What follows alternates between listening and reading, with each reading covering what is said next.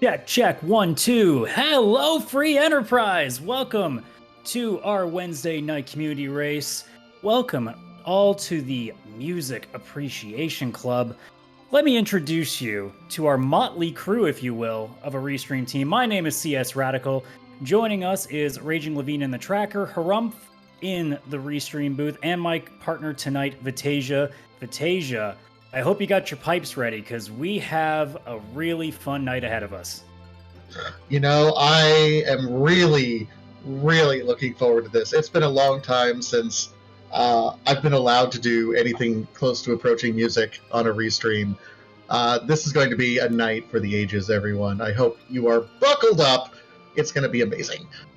And I apologize in advance for completely groaning everybody out of existence with the amount of music puns we are going to be doing over the course of what will probably be, an hour or two here. As we take a look at this flag set here, not a crazy hard one. It's going to be a lot of fun. You have things like S Freon, but S Standard. We have 3 different 99 kits coming in here, so there is some very interesting things that we can happen here. Is there anything else that you see happening here that could be really interesting, Vitasia? Here's what really strikes, defeat the boss in Lower Babel is always one of those sort of half-free objectives that we get right out of the gate. Of course, we mentioned earlier, we were talking about in the booth, Complete Cave Magnus is, of course, in this Music Appreciation Club. We have Edward to start, and we will always have Complete Cave Magnus, but we're also breaking the Dark Elf spell, so we get to double up on that. So it's kind of one fewer objective, but that harp being double important, combined with conquering the Vanilla Ribbon Room, we will eventually get access to the Dark Crystal, of course, but then that Rat Tail. So really, it's a 2-objective race that can turn into a hunt in terms of finding that Rat Tail, which can be anywhere, and then finding that harp, which also can be anywhere. This could be quite fun. And, again, the fact that we are about to just spend the next hour or so just constantly thinking of really bad music-related jokes, possibly breaking out into several songs, and, well, the possibility of some really interesting starting points with 99 kits falling into our runners' hands at the beginning. This could be either this is going to be fun regardless. It's just going to be, is it going to be fun for the runners or is it going to be fun for us? I think it's guaranteed fun for us. So we're just going to have to see if the runners get the same treatment. Oh, absolutely. It's going to be fantastic. And I think one of the things we talked about earlier that's unique about this seed to many of the other seeds and many of the other clubs that are out there is the S free. Now it's the shops are randomized, but everything in the shops is free. So whenever you have shops being free and you don't have to care about your money situation, then getting the 99 of a bunch of stuff to start off with is nice, but it can also be a bunch of junk that just clogs up your inventory, and I guarantee you any sort of free shopping seed instantly becomes an inventory management nightmare. So runners are going to have to juggle that on top of having to juggle, our boy, certainly the leader of the boy band of Final Fantasy IV in Edward, but the guy who supports everyone in the background, and we definitely do not want to be leading the party at any point in time. Well, thankfully it is not a Sea Hero seed, so we will see, as I forgot to introduce our runners, Alicel and Ground Flyer. We'll see how they both handle whatever gets thrown at them here, as we are just about set to get started. Otherwise, I'm just re-looking at the flags to see if there's anything else we caught. I mean, it really is just going to become a case of, with K-Summon and Moon, we know that Harp is an automatic requirement, and for 2 objectives too, so there's going to be a potential lot of work involved if the harp is not something readily available. If it pops in right away, well, there's 2 objectives down right off the bat, but if it's hiding somewhere real deep in this seed, it'll be very interesting to see what our runners do to get to that point. All right, both Allie and Ground Flyer are off. We have our Edward start, and the dream! Edward and a child. And we did get a Charm Harp. I cannot ask for more with this seed already. Yeah, 99 Charm Harps. That's a lot of music that is being stored on that free enterprise right now that I hope everyone has practiced. It's also the 99 shadow shields that get me too.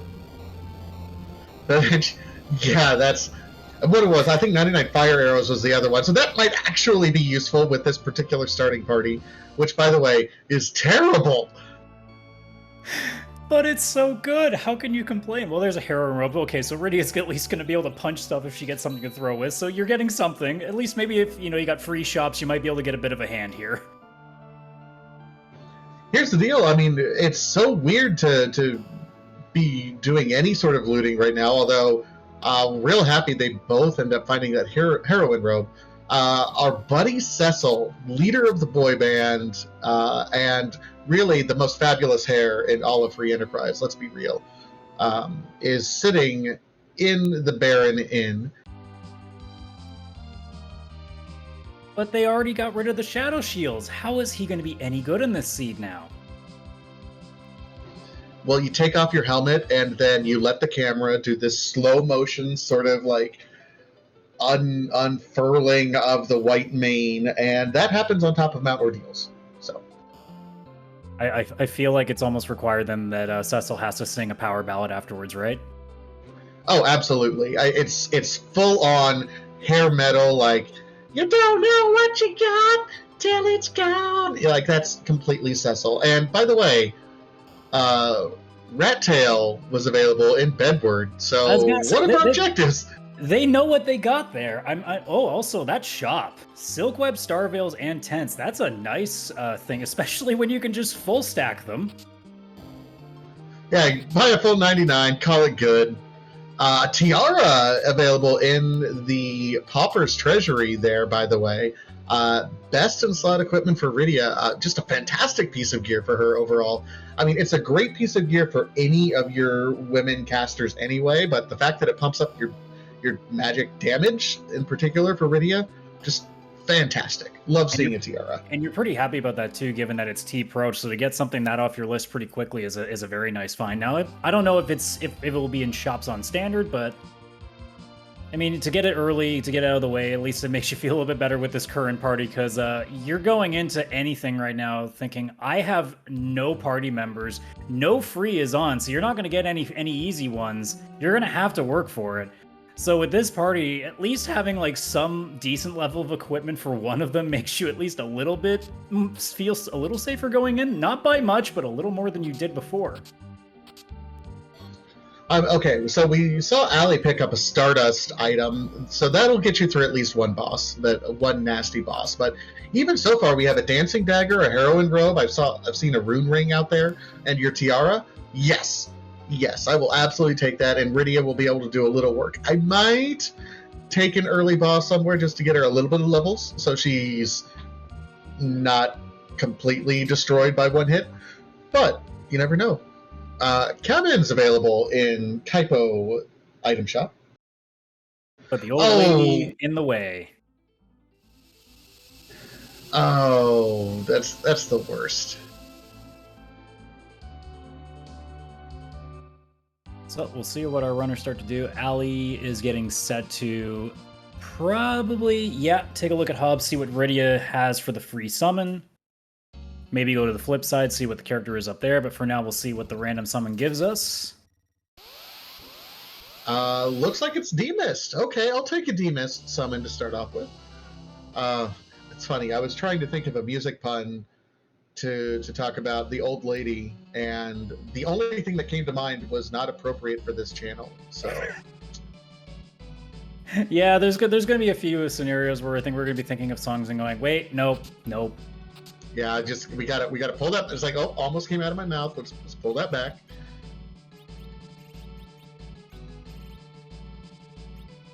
So a little more equipment finding. Ground Flyer about to start making his first check. Going to go check the character at Mount Hob. Oh no, changing it up a little bit. Going to Fabul. I had to imagine maybe doing a little more shopping to see if he can find anything of interest, maybe. Yeah, with Rydia Edward, it's really difficult because you don't have a ton of damage potential. I mean, okay, ice arrows, we got a flame whip, which is, again, nice if you're going to let Rydia hit things. And we want to let Rydia hit things. Yes, we do. Just not at level 1, because you're going to have a bad time if you're counting on level 1 Rydia to carry your damage. Well, we got to sit on Hobbs, but we have a Sparkle, which with this party is going to be quite interesting depending on what it ends up being. Oh, hi. Oh, no, we got those 99s. Oh, yeah, Mega Nuke. Okay, that's going to hurt. But we did get 99 Star Veils, didn't we? I mean, yeah, if you can outspeed it, but I don't know with this party if you're going to be able to. Either way, that was a very high volume Marshall stack level Mega Nuke there from Blarg over here. So Ground Flyer, meanwhile, just focusing on the shopping, did find something very interesting in that item shop in over here in Silvera. Not only did he find the Sylph Summon, which I believe the Sylph glitch is turned on, also the Life Potions. So nice pickup there by Ground Flyer. Yeah, the Sylph glitch is indeed on, so there's at least a little bit more versatility again with that Mega Nuke. So in the meantime, Allie obviously looking at that Wyvern and going, no, I'm not really up for that right now. Gonna check out Antlion Cave, see if there's something free with that Stardust, or that Ziggy Stardust, if I may, and see what you can come out with that. Yeah, I can imagine, you're already probably a little bit lukewarm seeing a Sid there, because Sid's a nice character for the early game, which would absolutely complement what we have right now. Nice Black Robe pickup there by Allie. But at the same time, you're like, I don't know if I want to invest my time in a Wyvern just for a Sid. Yeah, you can definitely take another check at things to see what's going on. At least see if you can find something else that opens things up. Maybe take a pop in somewhere else. Maybe do a little bit of a grind first to kind of get Rydia and Edward up to at least, a little more of a respectable level for this. But yeah, for now, if you really want to mess around with agility, trying to make the Wyvern fight work, sometimes it's better off just to try something else first. I kind of like what Ground Flyer is doing. He's not looting anything. He's just buying everything. And yep, 99 Cure 3s, that sounds like a good deal. Meanwhile, Allie's going to spend the Stardust on these guards, and I think this should be enough to do it, which will really get this Rydia online and active to be able to do something a little bit more than nothing right now. Yeah, and, I do have a problem, though. They just took out their security, I think, right there. I mean, those were guards, right? I mean, who's going to protect you from the stage now? I mean, there's plenty of guards that are still available, and let's face it, Edward's kind of small time. He's not having a whole lot of people banging down the door. It's not like people are bombing his home in order to see him or anything, right? Yeah, I mean, worst case too, if things go bad, Edward can hide, so. True, absolutely. In the meantime, Antlion does have the Magma Key, which is nice, because that does unlock one of our objectives officially, defeat the boss of Lower Babel. At the same time, it's just nice to get into the underground, more shops. Yeah, and again, with the freebie as well, it gives you a chance to potentially open things up a little bit more, get a better idea of what you've got going. You're not going to end up getting any characters out of it unless you somehow get a darkness out of the freebie, so you're not going to make your party any better. You're going to have to still do a little bit of work for it, but at least now with Rydia having some amount of levels on her, you have a little more versatility to at least try something. Maybe you pop into Fabul, get a little bit more experience. Maybe you pop in at Baron Inn, see if you can get through the two fights. I mean, we saw the first one, I believe, was the Kaipo guard, so it's not the worst fight to take round one. It's just going to be the second one that you have to deal with. All right, Ground Flyer went back, made some adjustments to his party to try to agility his way out of here. Has some Star Veils up for Reba. I love that. I love Rydia being Reba. I just want to... Ground Flyer, when you go back and watch this back, I want you to know that I approve. Well, 2 Star Veils do go off, so Edward takes quite the smack, but it's over. You got a third party member now, and you're now a little bit more easy with, your setup, because you at least have somebody that can take, more than one hit. Absolutely. And we've seen a lot of equipment that Ground Flyer has picked up along his shopping spree. We're seeing two different philosophies at play here. Outside all the music puns that we're putting out there and all this anticipation moving forward, we're seeing Ali really do more traditional looting and hoping for some payoffs in chests, and absolutely has found some. Ground Flyer, meanwhile, is taking full advantage of the free shops, and has been prioritizing shopping first and foremost. I mean, when S3 is on, you might as well get all the things.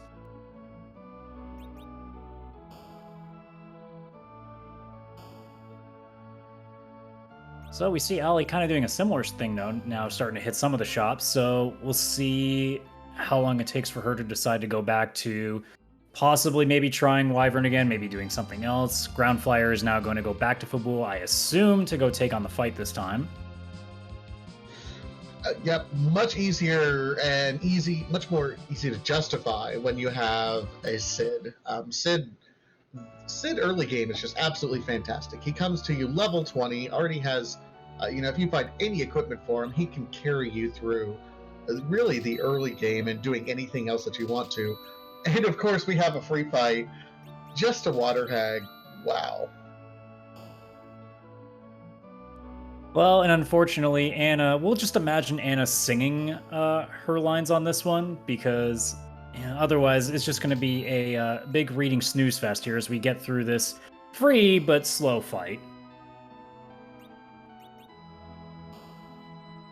While I assume Ali is doing a quick bit of shopping here in Agar, and then we'll probably turn in that magma key.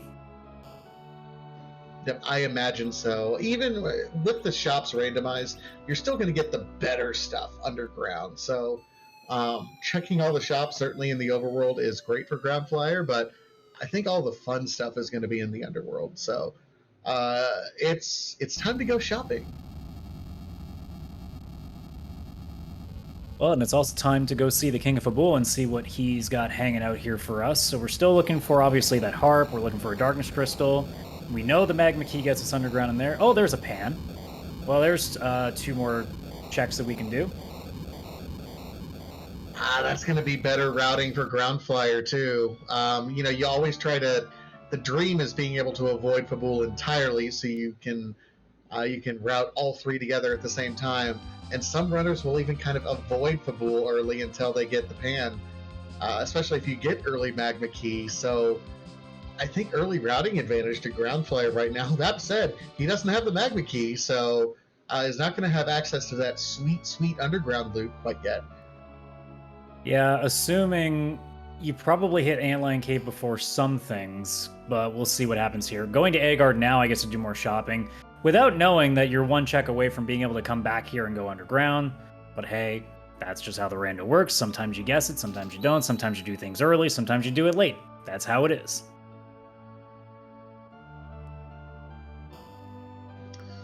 Mute daggers available. Okay, that was nice. Oh, look! 99 bottles of Bacchus on the wall. 99 bottles of Bacchus. You take one down, you pass it around. You sound like this for the rest of the seed. I mean, I'd ask you to keep that up, but I'm pretty sure for the sake of your voice especially, and probably the sanity of everybody here, we should probably, we'll bring it back out for sure. It's going to come out again. Oh, absolutely. There's going to be some more Bacchus. I'm still trying to figure out how to fit in a thrift shop reference for all of our shopping. I'm going to pop some tags, only got free shops in my pocket. I don't know. I'm working on something. Give me a sec. Well, you'll have plenty of time as we await Ground Flyer to get his magma key and Alicel going into the Cave of Monsters to go towards that freebie.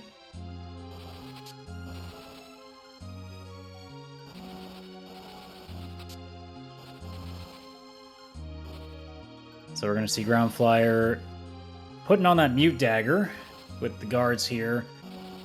Although the Mute Dagger just in 1 shot just kind of takes care of that. I guess the bonus does help with that.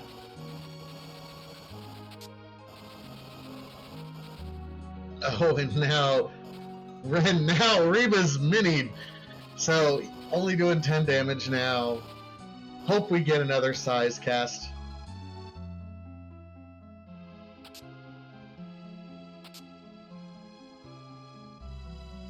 Hey, that helps a little bit. I was sitting there being like, man, that guard could really make this interesting by doing it to Sid too, and then you just have three tiny party members just going nuts here. It would basically be like an Alvin and the Chipmunk song at this point. You know, those can be entertaining. I'm not gonna lie.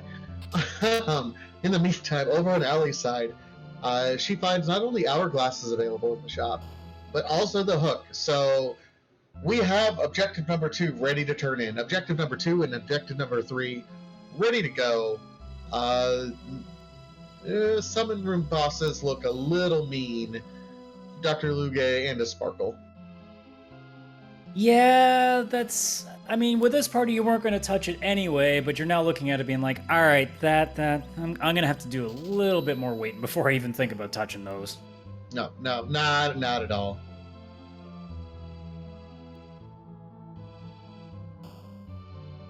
And so far, the theme of this seed otherwise has been the NPCs really trying their best to stay in front of you at all times. So good job, NPCs. You're making this more entertaining. I keep wanting to reference the same song, and it keeps coming up as a bad idea in my mind every time it comes out, so...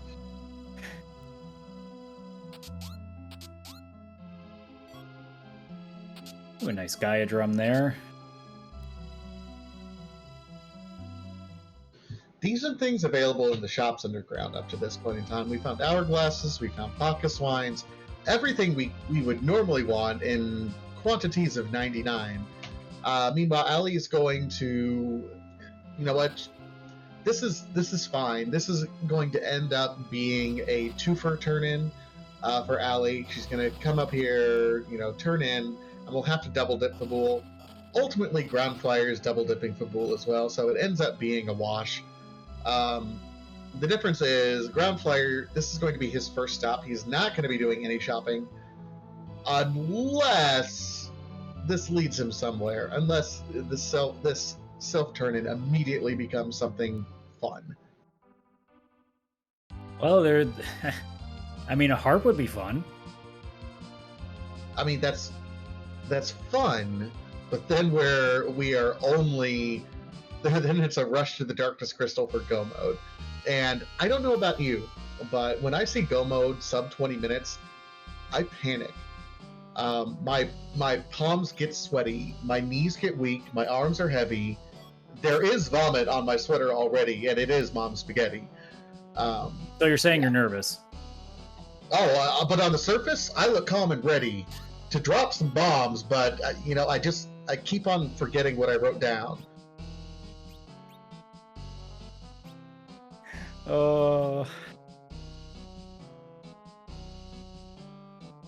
The shopping continues on Allie's side, and Ground Flyer, seemed like was trying to figure out whether he wanted to go to Ordeals or not. Maybe he just kind of got lost for a second there, but going right back to Fabul to go turn in that pan, get the 2 checks there.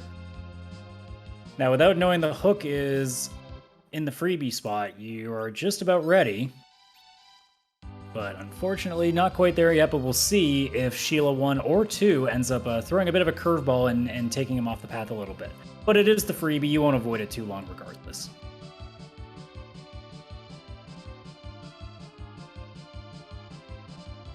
Well, that's just a white shirt and a silver apple, so that's not really going to do much to deter you. Unfortunately not. I mean, white shirt is nice eventually. It's something I love to see eventually, but not right now. No, but it does at least save us from the possibility. Actually, that's maybe incorrect. The rat tail may be hiding something really good as we're about to find out an alley side, so we'll see if that comes in. No, it's just a party rock, but hey, that sounds like a musical adventure. Party rock is in the house tonight. And Ruby Starville in the chat saying, wait, I thought it was no apples. Only in terms of the shops. You can still get them as item pickups. Yeah, yeah. We don't want to give like everyone Quad 9's HP just for free. That can lead to broken strategies, as everyone who was around for Zima Stone 1 remembers. I mean, look, it's sometimes you just don't want to have to worry about nerfing Big Bangs. Look, it's a thing, all right? It's a good strategy. Yeah, you get 99 Quad 9s, use kamikazes, and then use life potions and elixirs to bring everyone back to life, and just kamikaze your way through Z-Man. Yeah, apple seeds. Scala remembers. Apple seeds were a different kind of stress. Well, we're going to get our first peek now at the Baron Inn setup. So like we said, the Kaipel Soldier starting us off. Should go pretty quickly, because the HP in this spot is not very high. It's going to be a matter of what that second spot does. Although Sid's in a good enough spot that you'll probably at least be a lot more comfortable than you would have earlier.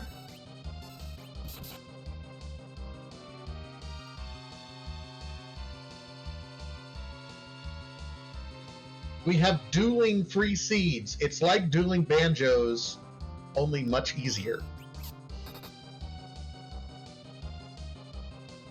But which is faster? Because the banjos in that are pretty fast. Well, Ground Flyer's already done, so I think this is faster, honestly. You know, when you're right, you're right. Oh, and hey, there's a gauntlet. Mwah, mwah, mwah, mwah, mwah, mwah, mwah, mwah, mwah.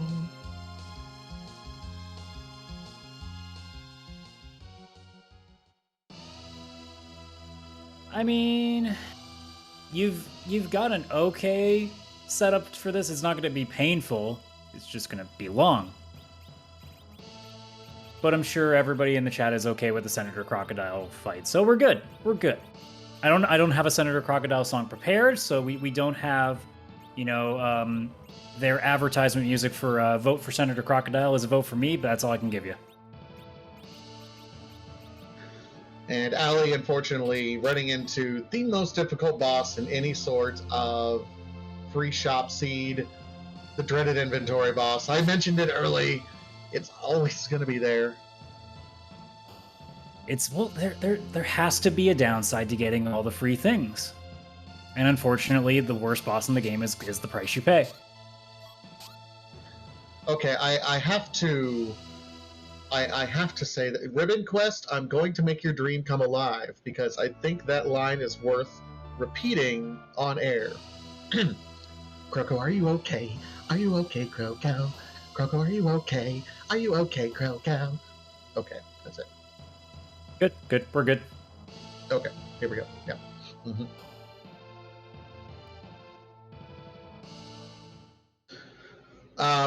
So Groundfire ends up resetting out of that fight, actually. You know, there is a good thing that fight doesn't normally give you experience, but it does if it's the Alt Gauntlet, which is nice. Cecil, it looks like he's got to reset out just to make sure he's set up properly for it, though. Yeah, I think he still had his battle speed set to whatever he had during Wyvern, so that's probably why it's just taking too long. Oops. Raise your hand in chat if you've done that more than 100 times. My hand is raised. You guys can't see me, but guilty.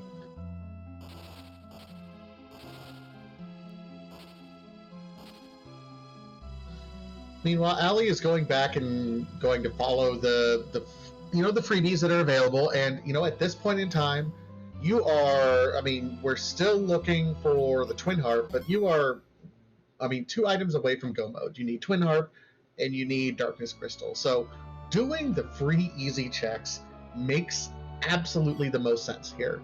The last thing that you want to see, honestly, is going to be the Darkness Crystal, because that opens up a whole new bag of worms at this point. I am interested to see, at this point in time, who's going to be our first runner to check Cave Evelyn. The shops there can have some amazing pieces of gear because they're gated shops, and we also have a free character check that's just kind of sitting there right now. This is not the world's greatest party. I think we can all agree on that, and having hoping for a Fu, hoping for a Cecil, hoping for an Edge, hoping for literally anything at this point in time to give us a little bit more oomph would be helpful.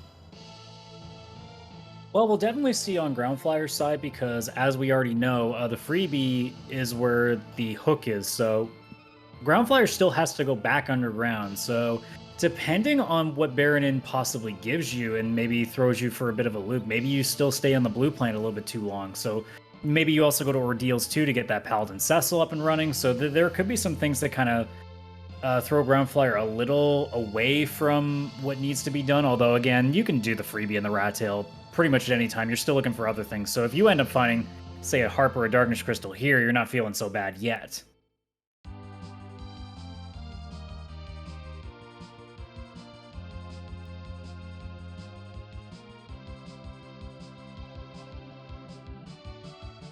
Speaking of Rodriguez, looks like Ali's going to check that out.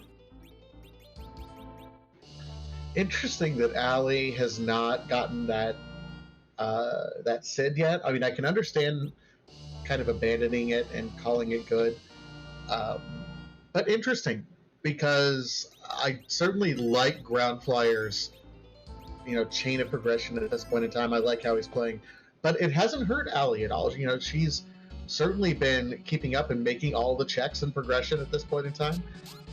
So kudos to Ali at this point in time, really, for showing us a different way to play these seeds at this point. Well, and we just recently, as we get back into Ground Flyer's fight as well, the Crocodile recently experienced the Sound of Silence for a second there with that Mute Dagger. And I can't remember which fight. I think this might be 4 or 5. I think we're getting closer to the end of this All Gauntlet. I think there's one more because we're still waiting for that Aqua Worm. There's an Aqua Worm with 3 Piranha, 2 or 3 Piranha. Yeah, here they are. Yeah. This is the last one. And we see Ali start off, so it looks like we're getting, I believe, Dark Imps here to start us off. Hello, Dark Imps, my old friends. I've come to kill you all again. See, I haphazardly mentioned Sound of Silence, and within like 15 seconds, the seed hears us and go, okay, I got you. I got you. Here's what worries me a little bit, though. We've already seen Kaipo guards, we've seen Baron-In guards, we've seen Water Hag, and now we've seen Dark Imps. We're quickly running out of free fights, which is nice for the early game with this particular party, but that will play havoc later on in the seed when we would really like to see a free fight and we're not going to see it. Well, that might help things a bit. This really, really powerful piece of silverware might make things a little more bearable there for Ground Flyer. The Spoony Bard makes his appearance. So for those of you who are unfamiliar, this is free enterprise, and we have access to doing some things that no one else can do. And one of the things that got done fairly early on in the free enterprise community was enabling the spoon, which normally cannot be equipped by anyone, to our wonderful Spoony Bard. And it has the highest attack power. I think it and Crystal Sword are like neck and neck, highest attack power in the game. Which makes perfect sense. A really, really, really sharp, shiny blade and a spoon. A spoon that the wife of our resident no equipment person uses. But it's good. It's good. It's fine. Also, not mistaken, Ground Flyer making good use of that back row glitch, so that Spoony Bard is going to be hitting for damage and also not taking much of it. Looking like Ground Flyer is going to take a pop into Dwarf Castle. Still hasn't checked that freebie yet. Oh, Mount Ordeals, doubly required. That was Twin Harp, folks. That's 2 of our objectives. Plus, we already have access to defeating the boss of Lower Babel. We are simply a darkness crystal away from go mode at this point in time. It just got real. Things are going to happen very fast. And you now know that this seed isn't going to drag on because you're not going to have to look on the moon for anything. So as soon as you find that darkness crystal, you got everything. And there is only so many checks here on the blue planet in the underground, so you're not going to have to go super dumpster diving looking for that one object.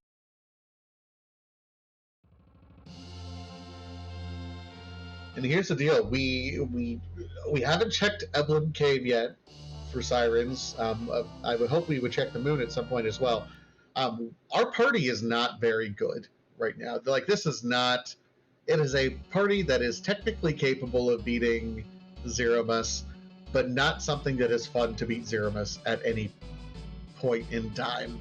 So I don't know about you. I'm not comfortable with this party makeup right now, and I really, really, really want to prioritize character checks.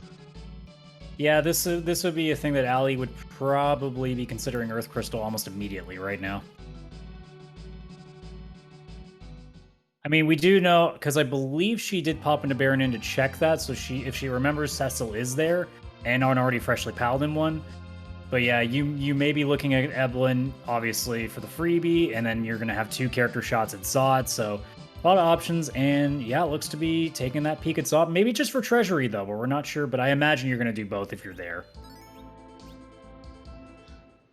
Characters in the high teens, just Edward and Rydia. First of all, the heavy lifting. Oh, Allie, is she doing it? I guess it's time. I mean, we've already had enough songs in here, but what's another one as we play our favorite game? Rate that treasury!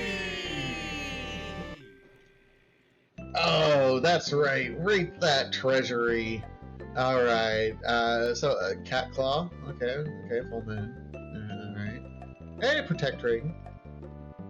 Sork Robe. Okay, I get down on the Sork Robe. Get down with the Sork Robe?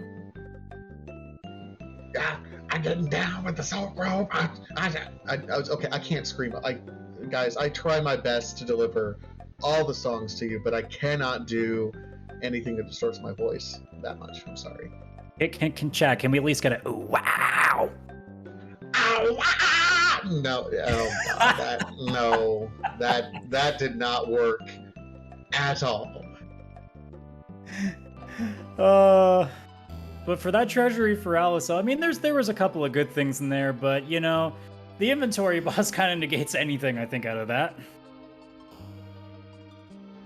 Yeah. Meanwhile, over on Ground Flyer's side, I mean, Edward's doing some heavy lifting right now with that spoon. We do have Yogg who appeared, which we had 2 cat claws that appeared in the treasury that Allie does not have. So each runner needs to do what the other one has done at this point in time. Yeah, I mean, in terms, like, it really depends on what you think is the better. I mean, you probably want to be in Ground Flyer spot more in terms of having to go and do the things that will get you the items you need, because you got a pretty good setup in terms of already having a pretty well-established party. But at the same time, LSL does have 1 check away from go mode already, so you might want to be in that position more. But we'll see, because again, with this party, now granted you're going to have a Paladin Cecil after this, still, I mean, props to Allie for running as much as she has so far with just literally the worst starting duo you can get, arguably.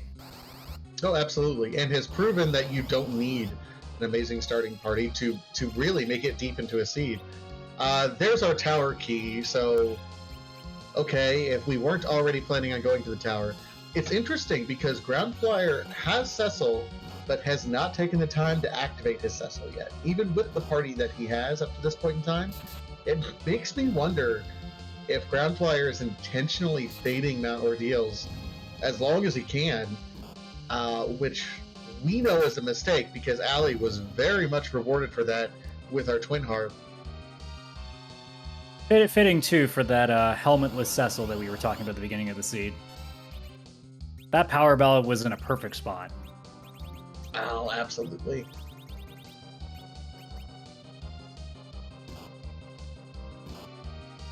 Well, this all gauntlet is going to get even further annoying as now Edward is in hidey phase. Yeah, Rydia is in hit everything mode. The meme, and Ali loves it, is let Rydia hit things, and Rydia is equipped to the gills. Heroine, robe, tiara, a fantastic whip. It looks like the dragon whip. So Bacchus her up and just let her go to town at this point. Yeah, for Rydia, Wednesday's all right for fighting. She is having quite the time right now.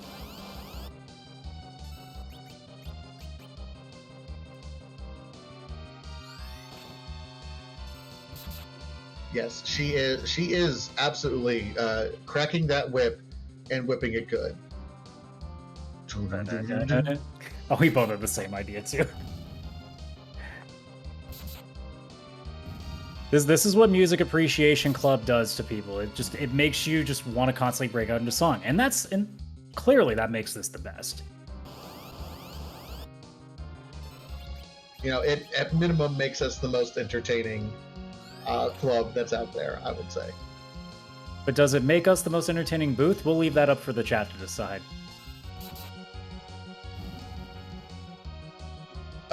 Just note, I just want to put that out there before we let chat decide. Possum Morpheus doesn't get a vote.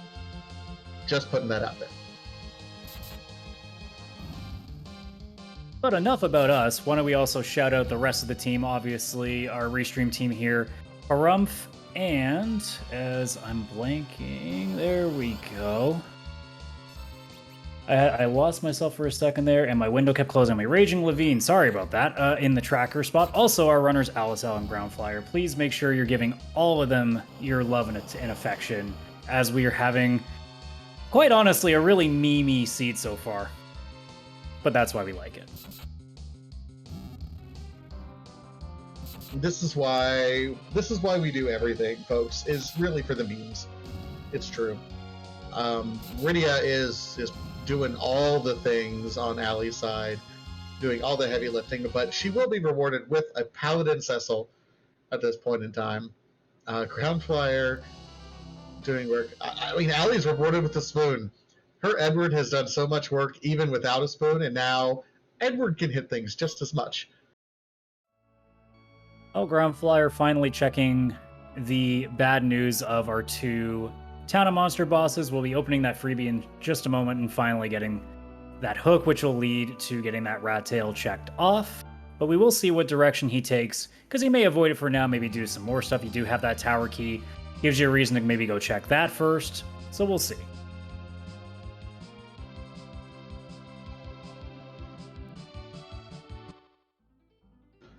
All right, maybe Ali's feeling all right now. Getting ready. Okay, headband. Yeah. Edward's feeling mean.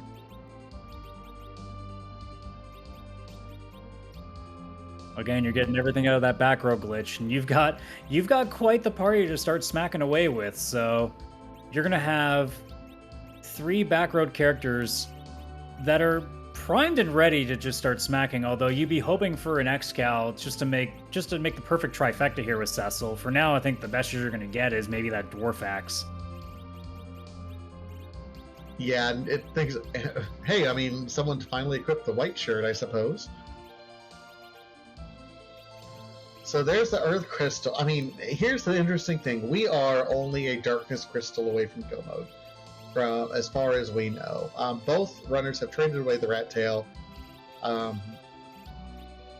Groundflyer dodging mount ordeals so much up to maybe going back. I don't know. Okay, going back. Looks like he's going to be making a trip maybe to ordeals. Or Eblin. Eblin, that's right. We can only hope for ordeals at this point. Groundflyer's eventually got to go there. But I was going to say, Groundflyer has to hope for it.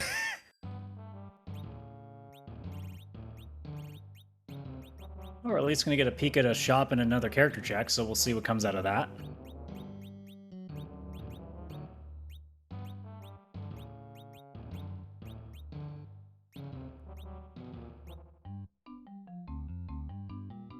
I mean, there's free elixirs. That's pretty good.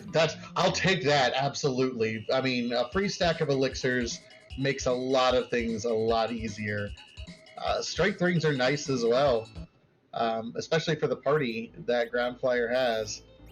Oh, hey, inventory boss, how you doing?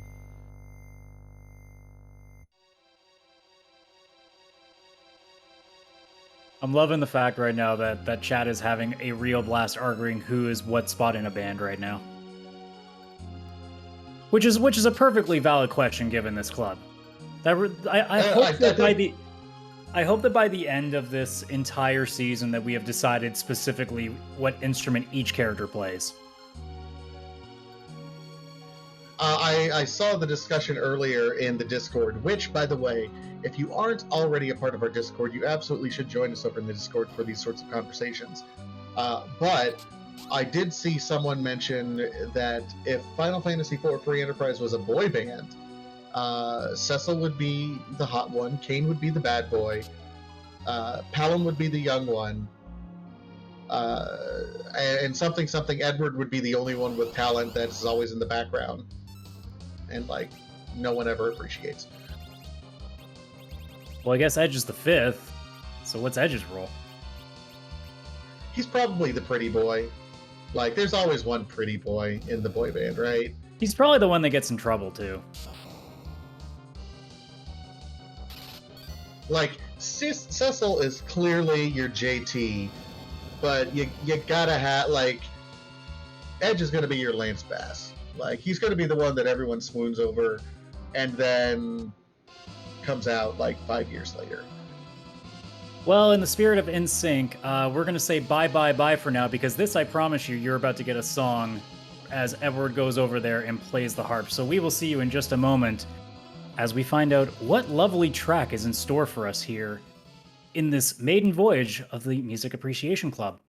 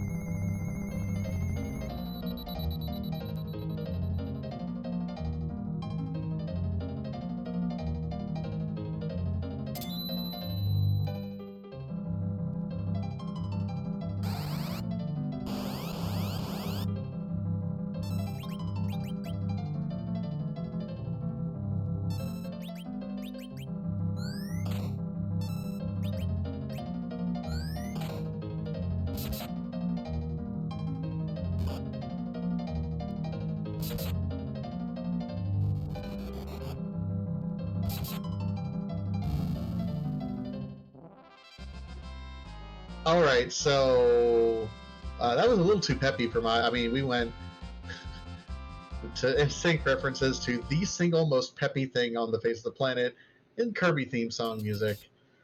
In the meantime, Ground Flyer showed us something amazing, and he's going to prove me wrong immediately in that he ditched his Cecil for a Foo, which told me that he was going to be fading ordeals forever. And now he's immediately outside Mount Ordeals after getting rid of his Cecil. Because Ground Flyer likes making me look like an idiot. Well, we'll see what happens. I mean, as we've currently stood, there hasn't really been much equipment for a Cecil right now, so it's not been the greatest. So we'll see how things change. But I mean, you're getting a Foo, that probably makes you pretty happy, so you're going to let that one slide. I guess since we were talking about boy band stuff, I guess that would make Foo probably like the grizzled like old tour manager or like the record label executive. I'm not really sure.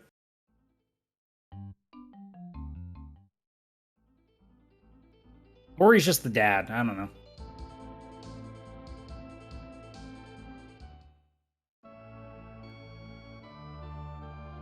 But at the very least, Ground Flyer getting through ordeals is going to now be back in the swing of things, getting that harp, as we've seen Allie now finish that off. Now, again, just about to look for that darkness crystal, so We'll probably consider going underground, maybe just going straight to the top of tower, not even thinking about the super cannon room because you don't need it yet. I believe we saw that in Dwarf Castle, if I'm not mistaken.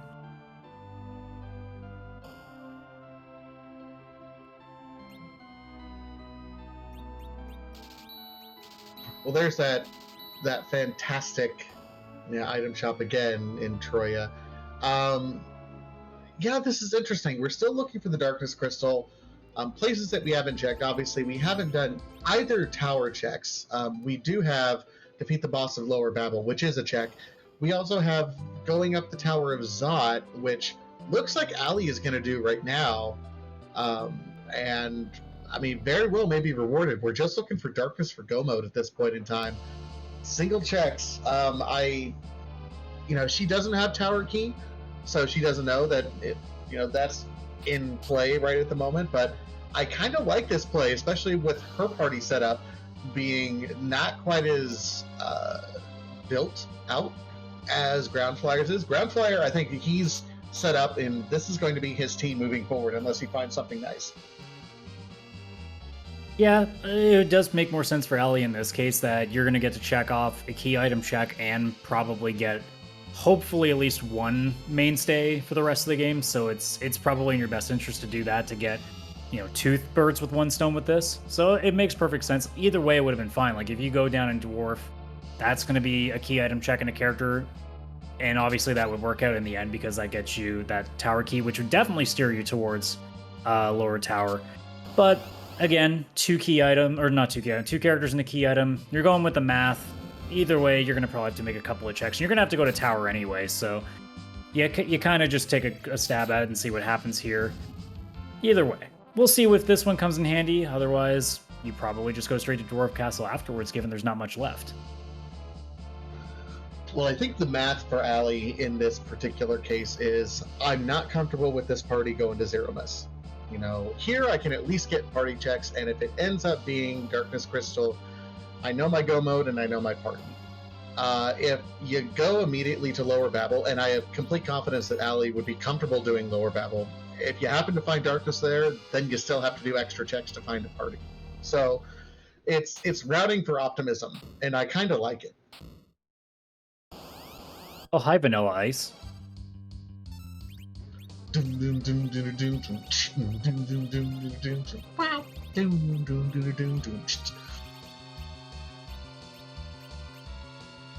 Now, I'm sure. I'm sure Mega Sisters weren't expecting, a party of this size in this, given the usual vanilla, but.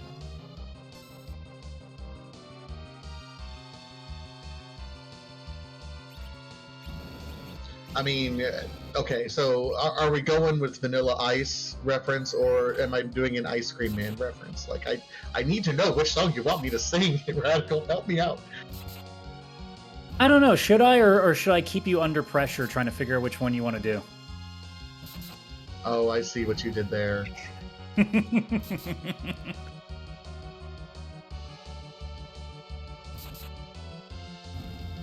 Well, either way, this fight didn't go very well for the Mega Sisters, regardless of what was not vanilla on the right side of the screen. So that is a quick run through the first of two. So we'll get to see what our two characters are there, and then soon that item check. Meanwhile, looks like Ground Flyer has said, okay, time to do the freebies, is opting to do Tower check first. This is interesting. I probably would have done Cave Magnus first on the off chance that Tower Key was there. Well, I guess he already has Tower Key. So, Edge, absolutely rewarded. We've seen ninja swords out there. I think Edge is going to come in fully stacked to Ali's party. Yeah, you're going to be pretty happy with that pickup. So now you're just hoping that you can really round out with a real kicker here in the throne room. They're kind of all hanging in the chair. I'm trying to think. Maybe a Rosa would be a nice one here. Oh no, it's the bad boy. So come on, everybody, and jump. Go ahead and jump.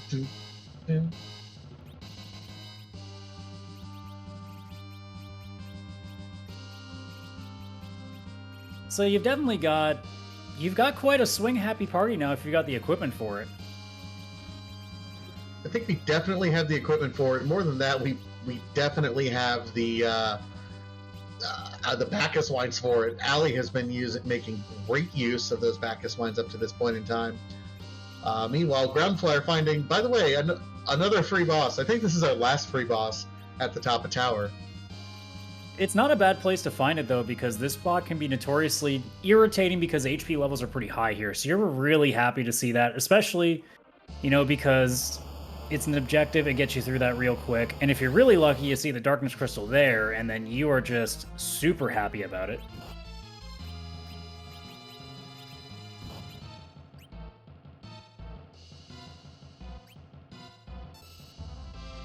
And these two parties could not be more different. Both of them are rocking Edward and Rydia. However, then we have Sid, Young, and Fu on Ground Flyer's side versus Cecil, Edge, and Kane on Allie's side. This is probably the greatest party divergence that I've seen in any free enterprise seed kind of ever. And it's fantastic, and I love it. And Ground Flyer is rewarded with an Adamant, which we have Super Smith turned on. Please turn it in. I want to see what we get. It is kind of interesting when you think about it, because with the two parties, you have a difference of Edge, Kane, and Cecil versus Fu, Young, and Sid. It's almost like the legendary nostalgia act up against the young up-and-coming band. Although Ground Flyer looks... I don't believe he did Super Can. He just went right by it. He did, even though he had Tower Key, which is interesting to me. He's still looking for Darkness Crystal, so he's just a go mode away from that, but dodged it.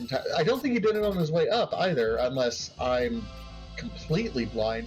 Oh, and he just realized what he did. Yeah, he must have forgotten. It's all right, Ground. We all forget sometimes. Everybody hurts sometimes. Well, just like Allie's side here, where we got two people down, and Antlion certainly not making this easy. I mean, you've got the illusions to help. Yeah, Antlion kind of just doing Antlion things, and that's the problem with this particular party. Kane can jump, but Eddie can really only swing. Cecil can really only swing.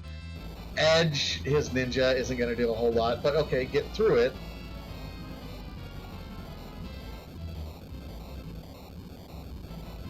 Yes, I understand that, Dragoons are the floor tanks in another Final Fantasy game, but not in this game. This place, Dragoons are supposed to stay upright most of the time. Now, unless the Darkness Crystal, I think at this point we've exhausted almost all of our options, unless we find a Luca key here. So unless it's in the Town of Monsters, we're about to find out if Darkness Crystal's dropping. Because we got two checks here, and I believe the blue planet is completely dealt with now. It is, so...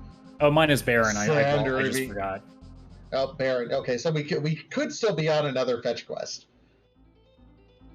Alright, so Sand Ruby just from Earth Crystal, so Allie got her party, but did not get what we were hoping for.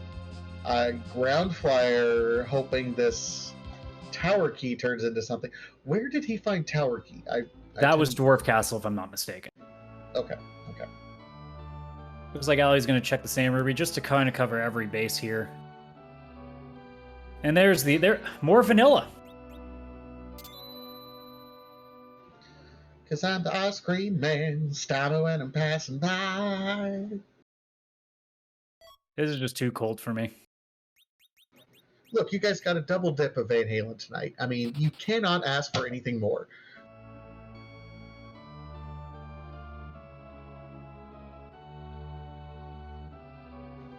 Just a Bahamut summon, though, so, nice for the Rydia that we have. Yeah, if you're not going to get something out of that, if you certainly get something for that party member that you've been working on for a while, that's a pretty nice hit. So, despite not getting what you want out of that, Ground Flyer will probably take that. So at this point, I believe that just leaves the town of monster bosses. So I think everything else has been exhausted now. Yeah, you know, a wise man once said that you can't always get exactly what you want, but if you try sometimes, you might find that you get what you need.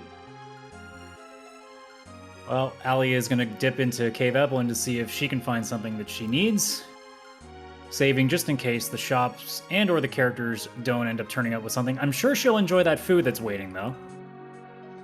Oh, absolutely. You know, I'm curious at this point, who do you ditch if you're Allie? Because you have a very melee-centric party that will do fantastic. Even Eddie with a spoon, I would love. So ditched. Looks like she already ditched. So she has. Yeah, the Flat Kane. Dragoon didn't make it, so that's too bad. I love my Kane, but yeah, he was kind of out of weapons at that point.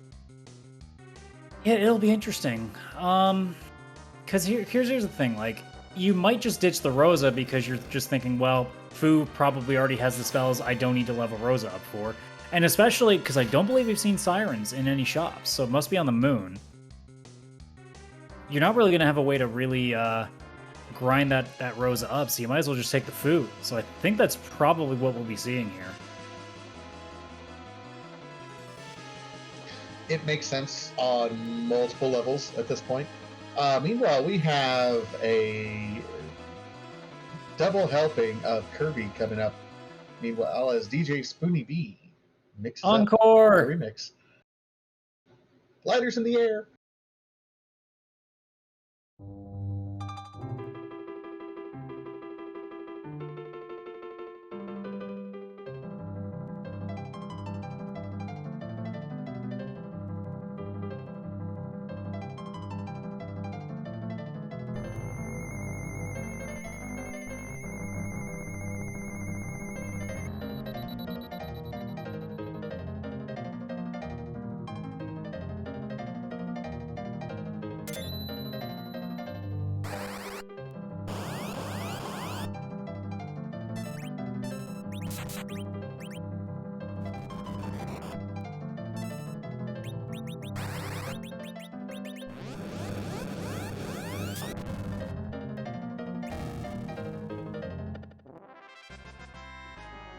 And that was a short encore, which is fine, because that was a little too frantic. Everyone's tired.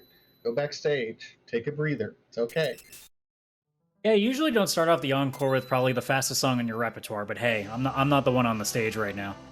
But we get Ziggy Stardust Rod 2.0, and we continue our path, as we have now, again, one Darkness Crystal away, although I guess you could say the advantage is to Groundflyer having already done all of the lower tower, which Allie will eventually have to do, at least the top of it.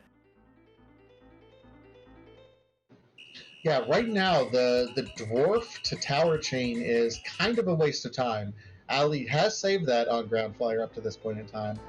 Although Groundflyer did go and is doing all those other checks, so at this point it's just a matter of, Earth Crystal going to see if Groundflyer likes his party as is, or is going to make some changes immediately.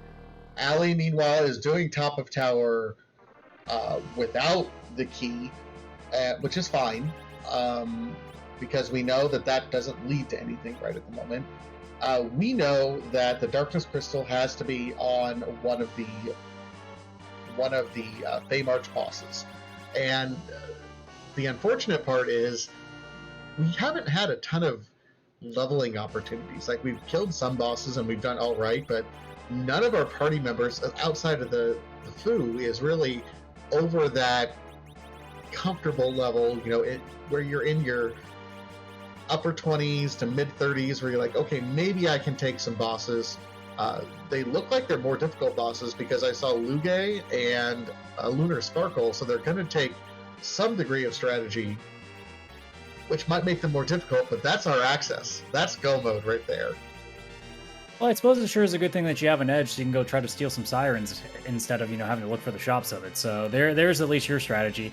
So in that idea, Alicel may not even be going to top of tower yet. Maybe just getting some sirens now before either maybe popping into Dwarf Castle to deal with that and check for a key item, or maybe even going into the Town of Monsters. Possible. I do like the sirens, but just, hey, let's steal some right now. And the party is all combining to help kill the alert right now. So she's picked up a handful of sirens right now to get Rosa at least online.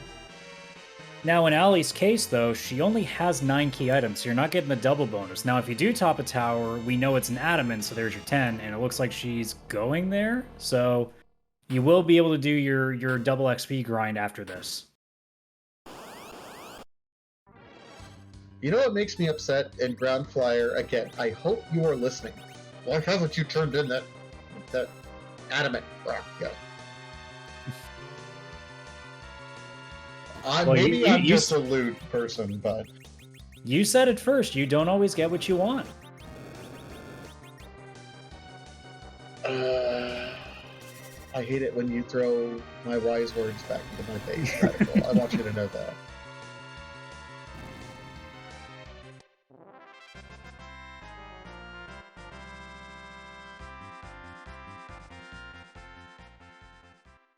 So Allie will be happy to know that there's the freebie waiting there. Ground Flyer will be getting set up to deal with. I'm trying to remember. I believe it was Antline in the second spot. And again, you're going to see that Edge and Kane combo, so we'll see what he does with that. I can possibly see picking up an Edge. Not the Kane, though. Again, Kane, as nice as Kane would be, we have not seen much equipment at all for Kane. We've seen Edge and Ninja Swords aplenty. Yeah, you can definitely see one of the Yang or Sid getting the boot here, but yeah, the Kane is just... It's way too late now, I think, for that Kane to go, especially when you don't have double XP sirening available to you right now. Egbert and Kevin.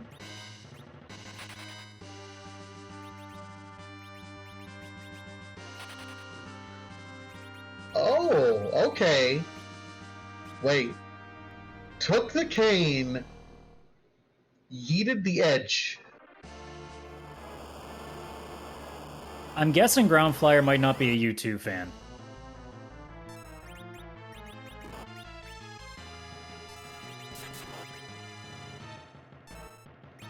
I'm confused.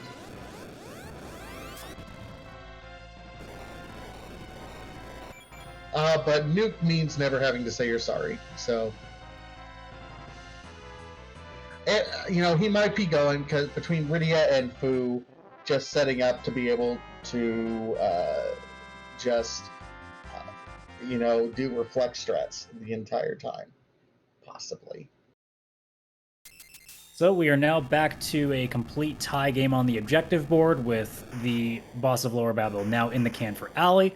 So again, we see the sirens are now available to her, so you will probably see a grind coming out of the tower. The question is what do you do here? Do we take a look at the Supersmith? Do we go into Dwarf Castle, see what's hanging out there, which would lead to that tower key, which kind of throws you off a little bit, or do we just dive into the Town of Monsters because we're a little bit better leveled? We will see. I think if you're Allie at this point in time, you make the percentage play. You have 2 checks in Land to Summon Monsters versus 1 check in Dwarf. If you're comfortable with your party, you don't prioritize the other check. And Ground Flyer, thank you. Now you got what you want. Chat, get your guesses in. What weapon are we going to see from Supersmith? Who's going to get to equip it? Someone or no one at this point. The house can bet no one, I think, at this point. It would be very sad if it wasn't the harp. It makes the most sense. And there's that defense sword, by the way, for Kane. You mean White Spear for Kane? I think defense sword is better until like level 70. I've heard it said. Never mind. Yeah. Well, I guess keeping that Kane ended up being the good choice now.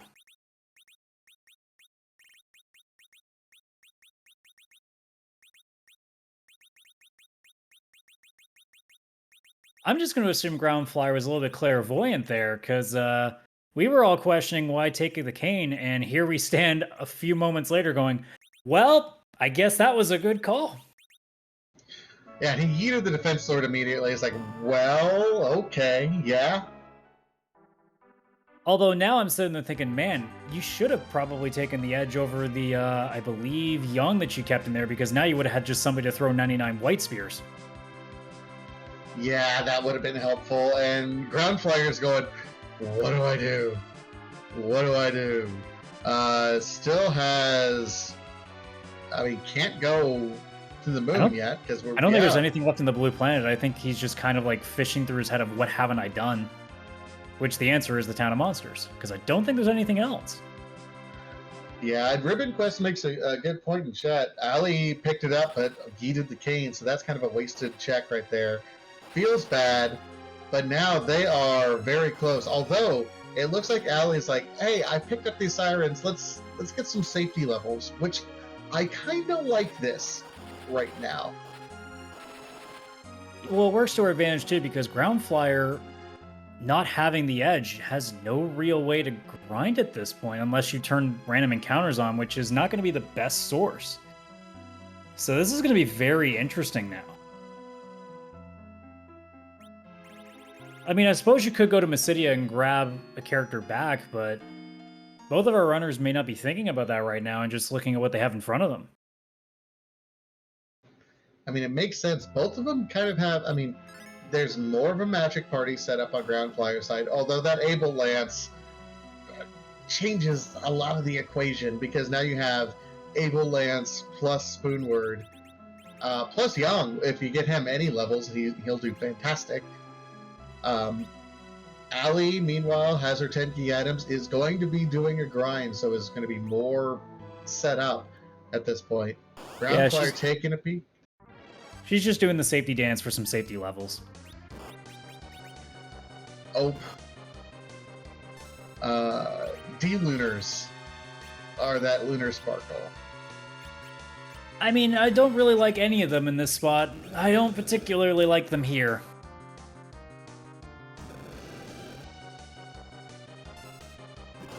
Lots of fire everywhere. Wow, they were hitting really, really hard, and Ground Flyer resets out. I mean, if you can survive long enough, the Reflect Strat can help just getting them toted, but that's still... The speed, I believe, is really, really high. I don't know if it's one of the highest, but it is a very high speed spot, so you're going to see a lot of really quick fires, which will just drop your HP down so fast, because I believe it's 10% for everyone. Yeah, it's 10 or 25%. I think you're right. It's 10%. It hurts. It hurts. Whatever it is. Like, it's not damage that you can just ignore.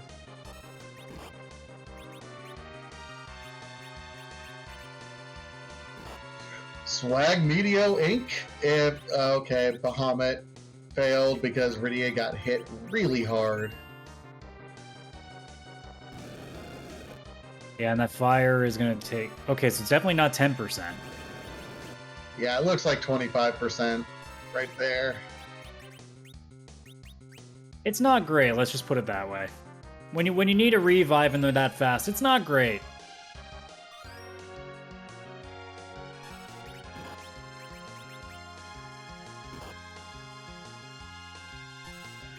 And they hit kind of hard here too.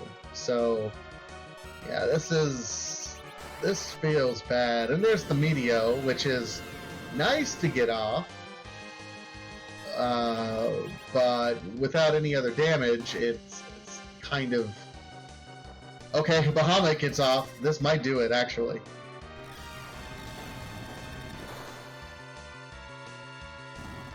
Oh, there we go. Yep, and Ground Flyer gets knocked down, but he gets up again. You ain't never gonna keep him down. And there it is. Fly me to the moon. Yeah. Well, minus one more boss fight, we were officially in go mode. However, you're still probably hoping for a little more XP. I mean, granted, Ribbon Room's going to give it to you a nice, cool 200,000. But depending on what that fight is, it might still be a bit of a fun go through. I mean, again, you have what we saw there earlier with the Meteo and Bahamut strategy, so you do have a way to get at least some good damage in. Meanwhile, Ali following suit, and we'll be happy to take that fight first over the Luge fight. Yeah, and the issue is that levels are nice to help you survive the hits, but when it comes to this fire, again, percentage-based damage, it means your levels don't really mean a whole lot. You still have to survive, and you still have to pump out the damage. The Meteo, Ali doesn't have access to. Neither the Bahamut, because she doesn't have super cannon. No, so it's a very different setup for Ali, who has a melee heavy party, and you can't really swing at D-Lunars. You have to rely on other sources of damage. Yeah, this is a very, very strange fight that Ali's going to have to get around here. Because we know that this is it. She's only got a few other options, and if she takes any of the other ones left, it's going to throw her off the path. Because she still hasn't done Dwarf, which would put her to Super Cannon. Granted, it would get you that Bahamut, but that's puts you way behind. And who knows what Luge's hiding if you go for the Luge fight. Meanwhile, Groundflyer, before going to the moon, does trade out his Edward for a Cecil. Eddie did his job. Time to go hang out backstage. He did, you know what? He did his solos. He's fine. He sold his tickets. He did his job. Everyone else needs to carry the rest of the show. I can't help myself. You know, you've been throwing the Van Halen references around. Eddie's been kicked out of the band. Does that make Cecil like the Sammy Hagar?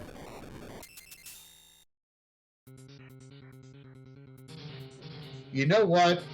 Yeah. And I think that pun was so bad that Vitasia disconnected and came back. Hey! That was as perfect timing as you can get there. The Toads, though, in the meanwhile on Ali's side, got off, so that's cool. That makes this fight a lot easier. The Discord gods, whoever they may be, knew I was going to make a Gary Sharon joke and immediately yeeted me out of Discord. Well, we were talking earlier about potentially Ali, if not getting through this fight, having time constraints potentially if it goes in a different direction. Groundflyer, interestingly enough, is in the Giant, which can add some time. Well, remember, he didn't get the edge, so he didn't find the Sirens, and not willing to take the risk that they're going to be on the moon. So if you're thinking this is the only opportunity, okay, I get it. Maybe doing a Mac Giant grind, maybe doing a D Machine grind, you know. Oh, that looked good.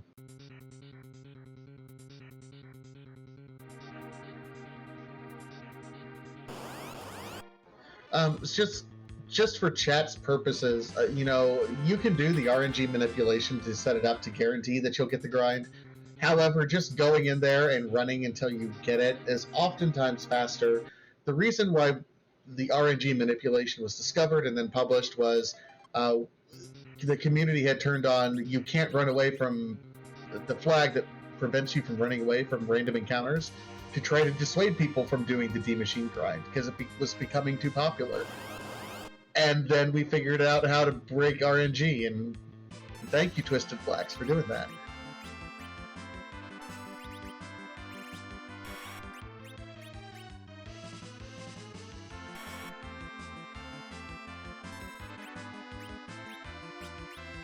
So we now have Ali on her way to the moon, so with her having more levels in, I imagine she is going to beeline straight for that ribbon room. Although, taking a quick shop check just to see if there was anything she missed.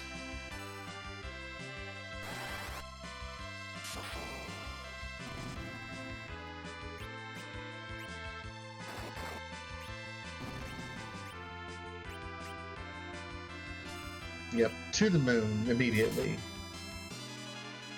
And we'll certainly see if there's anything to add on to things. We still have that one shop left. Obviously, you still have a character.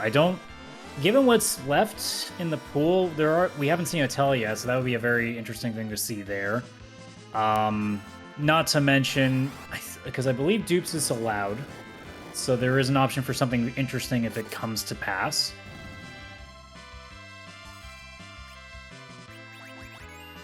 Which, speaking of, oh, there's the sirens.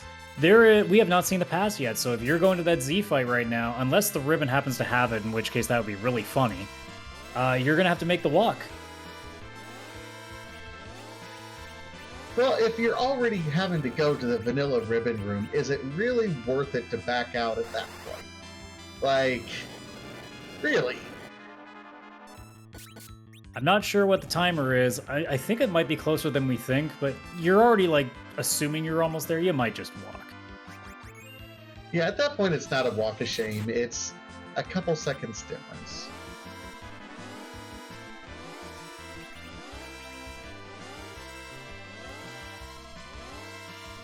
All right, so this is our last check of this moon character. I mean, we haven't seen it yet, even though, you know, Darkness Crystal is right there. Tell them.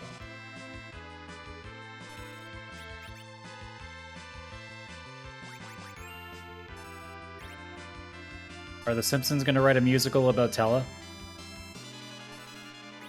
I mean, I was hoping for a very specific character because, again, I'm referencing the Discord, but Scythe Marshall posted a Sheep Launcher original in Discord. It's a little song snippet that now I can't sing because it wasn't the right character. So that's a shame. It is a shame. Yeah, old man swap. You're right, Bill Raines. But so it's okay.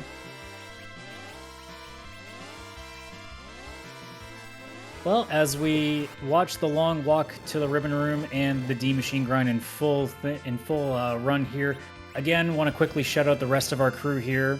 So obviously our runners Alicel and Ground Flyer, give them a follow, and then our restream team Raging Levine in the tracker room, and Harumph, or as I like to affectionately call him on this specific seed, Harumph in chains, because the only way that he would be restreaming a harp forced race would be chained to that desk. So shout out to all of the crew on this show, obviously myself and Vitasia as well.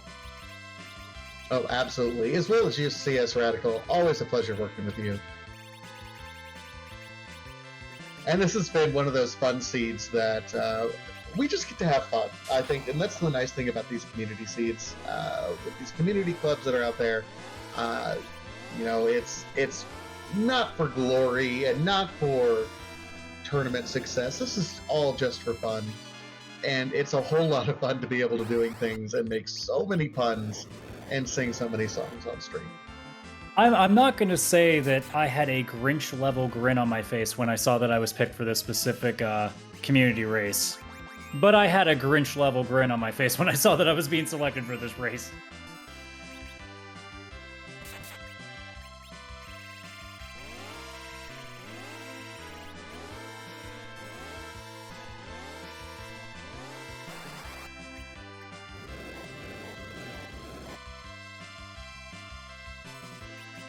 So we're not getting 2 grinds in, so I'm assuming because she's got sirens, you have to wonder because she didn't get the Bahamut summon. Allie's probably trying to get Rydia at least up to nuke, I would assume.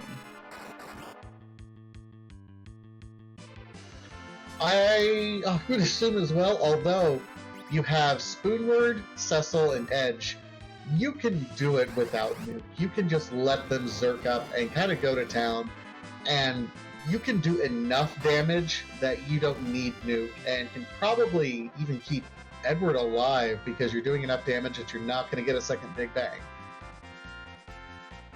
Oh, by the looks of it, was just getting a quick grind in and then knowing that you're going to have 200,000 XP waiting for you in the ribbon room. Maybe does one more grind afterwards, seeing where things are at, but obviously, if you don't have to do that many sirens, you want to do as less as you can so you can get through this as quickly as possible. Okay, so Groundflyer is done with his grind, but knocked down his Cecil. So Cecil is going to be his anchor, his level 1 Cecil. So Kane is then going to be swinging his Able Lance. Well, you were mentioning the whole thing about no more free fights are left. I think this is the closest you're going to get to a free fight remaining in this entire seed. I mean, it's true. You can throw. I mean, the back row Brennas there are susceptible to the stop spell. So if you happen to have an Hourglass, which they were available at some point, you just throw that up and make sure everything's dead, and then they can't transform. So this really was like one of the most generous seeds in terms of like some of the stuff it gave you, and the fact that almost every fight you had to go through was basically free, because the lower Babel fight that you needed to do was King Queen as well. Like very, very generous bosses.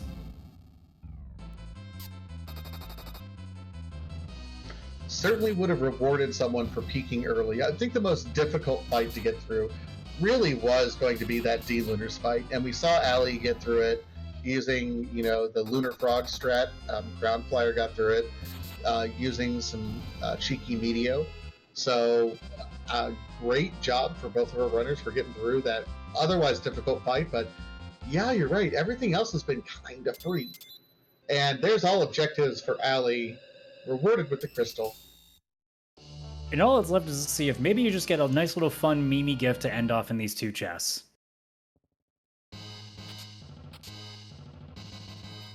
That is pretty Mimi. Oh, and you have to take it, so you're wasting time. Oh, that's horrible. And the best part is you don't have a pass, so even though you're going to be staring at an Adamant Armor in your inventory, you can't go and get it, because why would you at this point? Oof. Oh, that's funny. I am definitely here for the seed having one last good meme in it.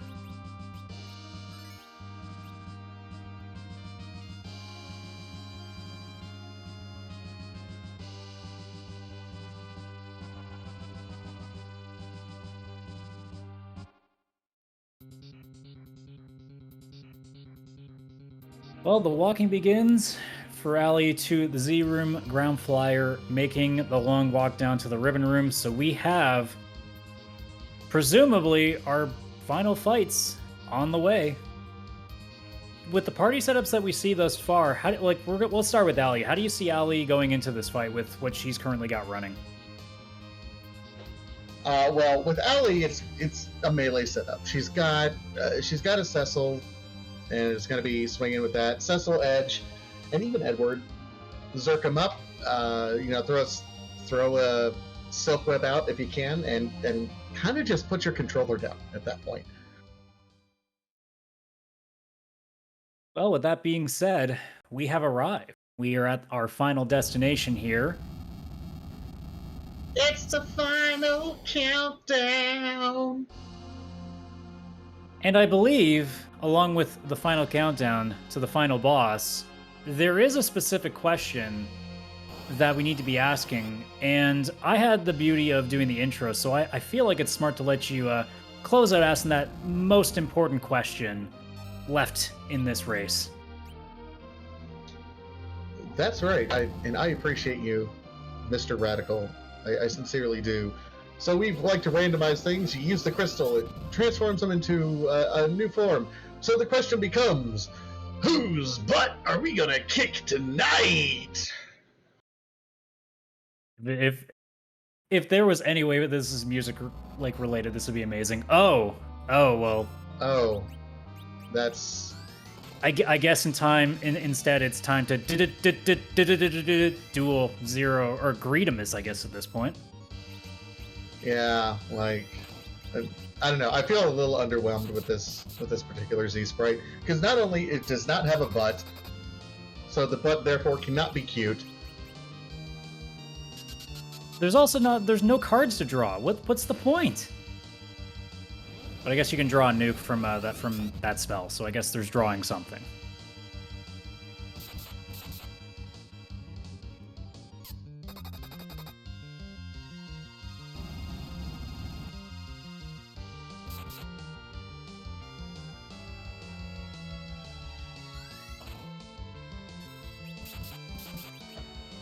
Meanwhile, Ground Flyer knocking down his Cecil, making sure that it's going to stay a level 1 Cecil going into the Zero-Miss fight.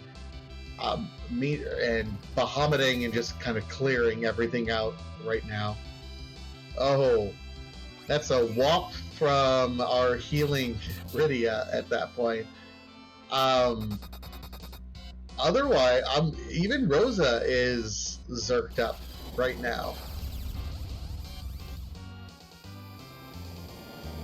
I know we're on music puns, but I feel like I have to make a bad Yu-Gi-Oh pun while I'm here.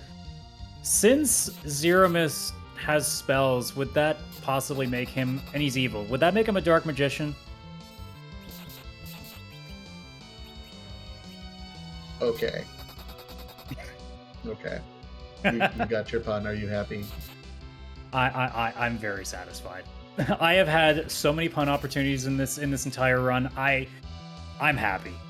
I am as happy as can be. Okay. I'm glad. I'm glad because I tell you what, I can't get no satisfaction from that pun. Neither is the chat, and that's why I'm also happy. I wanted to get groans. I got groans. All right. Meanwhile, Ali, getting folks up, throwing another silk web just to be sure. Ground Flyer, meanwhile, starting his Zero-Miss fight just a little bit later. That poor Cecil taking nukes to the face. Relying on Rydia as your healer at this point in time.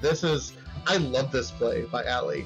And it's another life. Oh my god. Ali must be going crazy. I mean, you got your Cecil up. That's something. And who's going to immediately fall over for another big bang if it comes.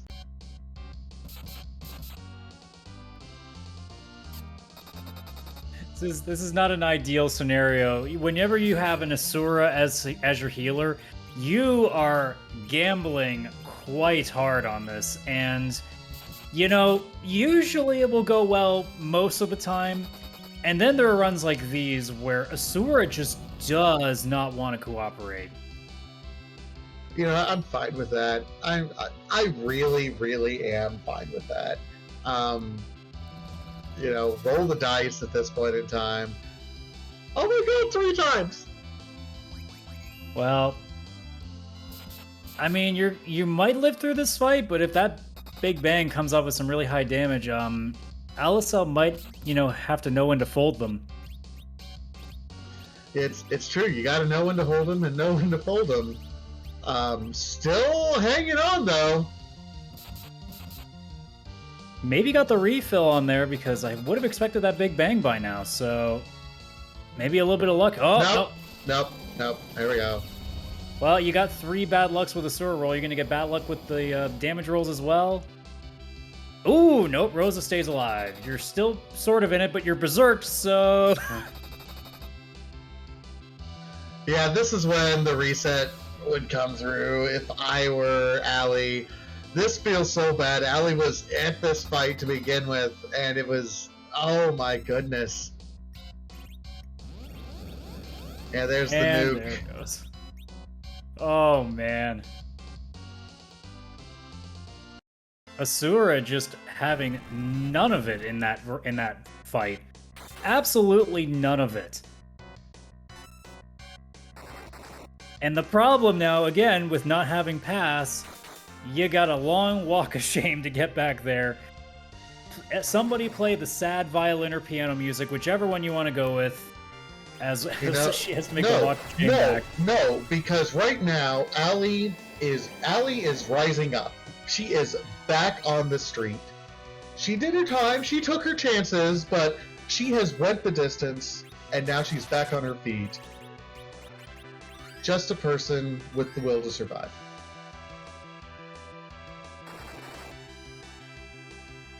I have nothing. I'm just going to let that one sit there.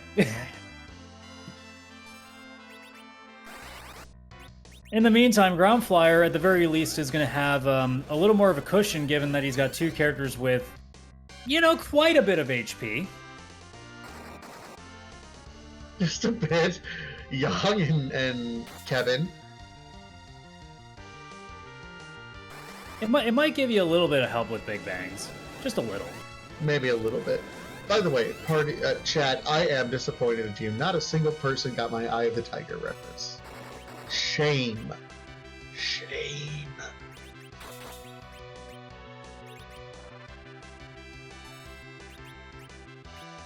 Maybe they were too busy enjoying the thrill of these fights.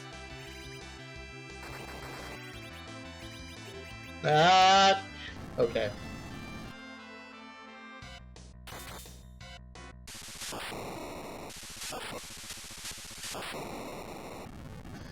Alright, but with that, flash, boom, bang, ground flyer.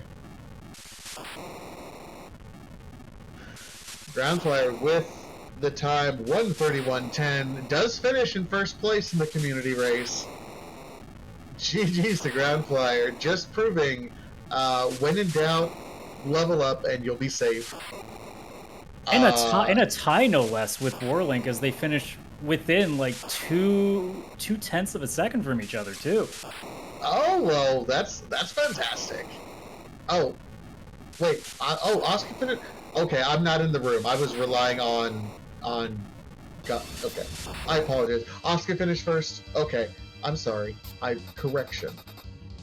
Yeah, first on Restream. There we go. And speaking of first time on Restream, we are joined by Ground Flyer. GG's.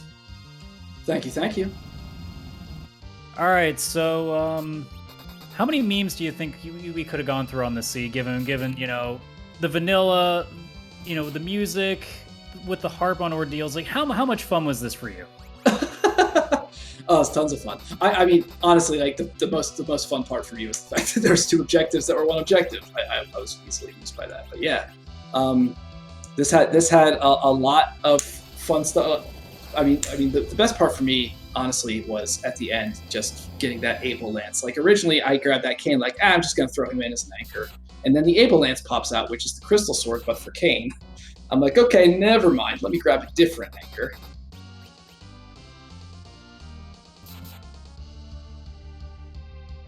Yeah, I was personally rooting for you to turn that in much sooner than you did, but I can't always get what I want. So I forgot, actually. Like, I went up and I'm like, well, I'm not going to go back underground until I absolutely have to, and then I'll do it. But yeah, I had wished I had checked that sooner. Unfortunately, the shop itself didn't have that much, but still worth checking.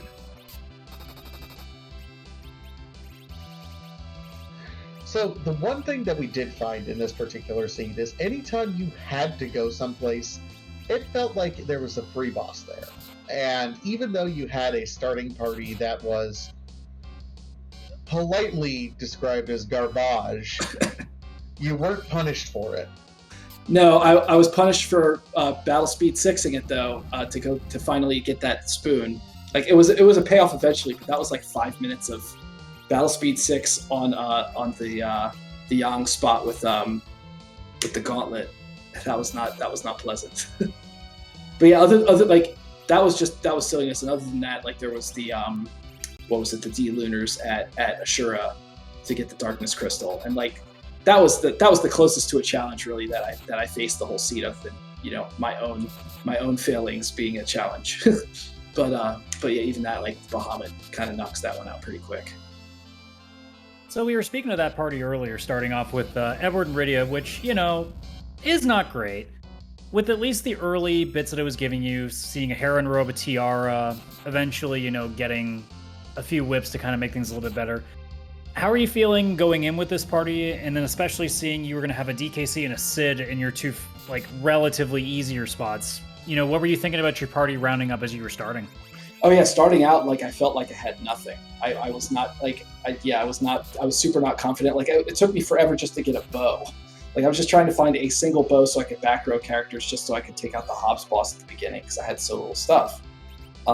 So yeah, like, the DKC was not very appetizing. I hadn't found any good gear. Like, I hadn't found any axes except the dwarf axe, like, anywhere. I don't know where the heck those axes were hiding. But yeah, so I felt I didn't even bother going to ordeals right away because, like, I was like, Cecil's not going to do anything for me. I just went down with that the spoon and beat up Dwarf Castle to get some XP and stuff. But like I just never felt like I needed to do ordeals until, of course, I went up Eblin and found that Fusoya, and that broke the whole seed open. Then I wanted to start beating up bosses.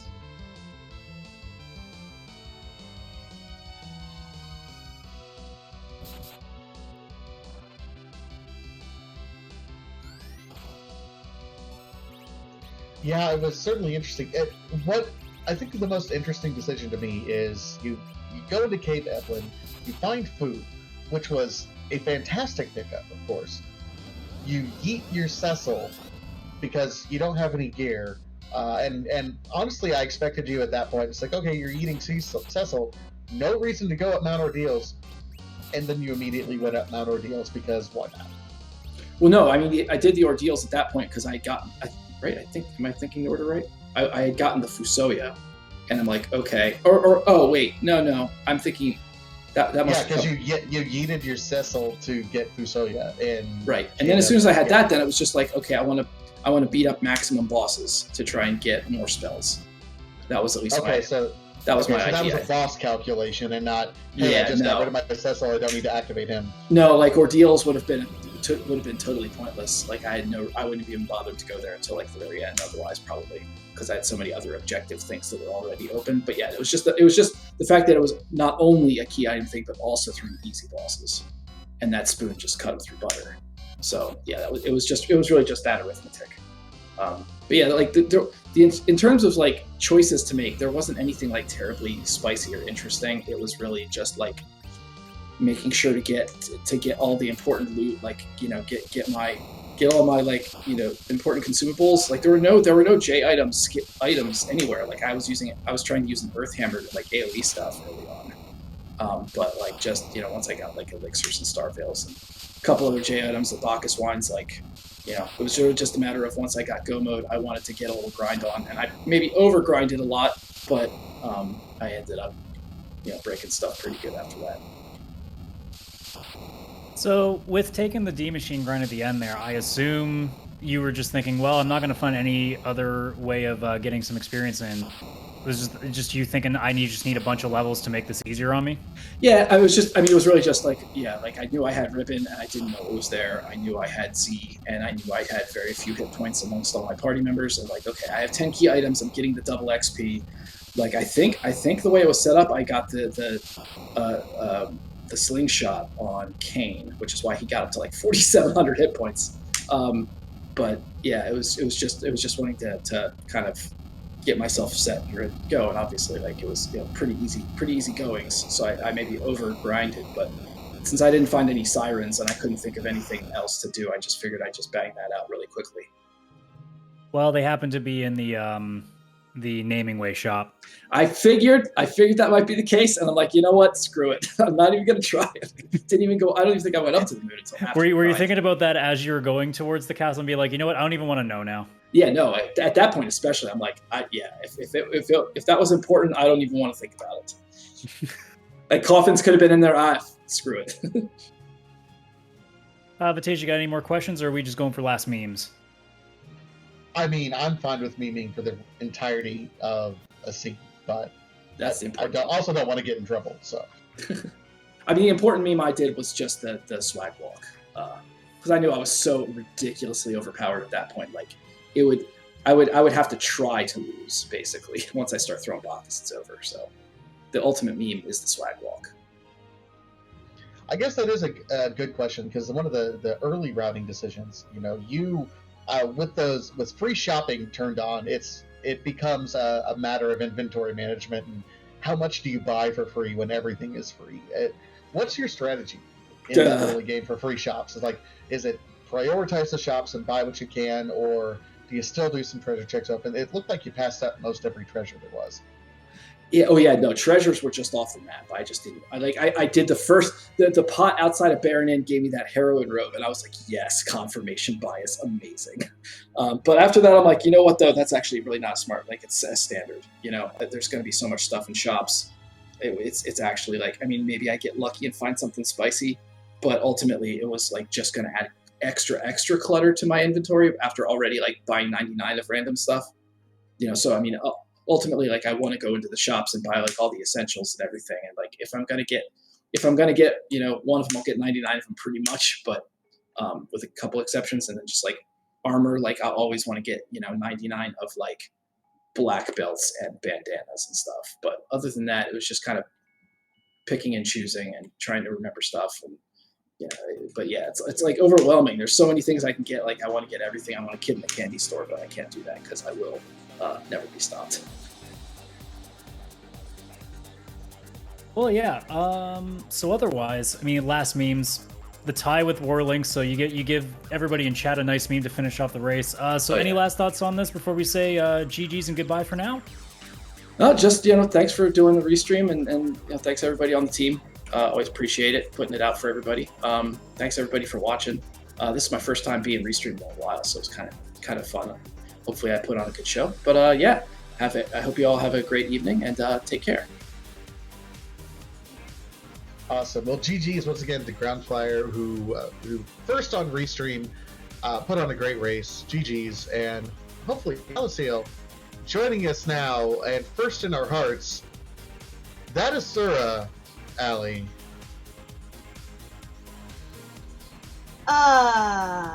Somebody who does math on stream wanna give me the option?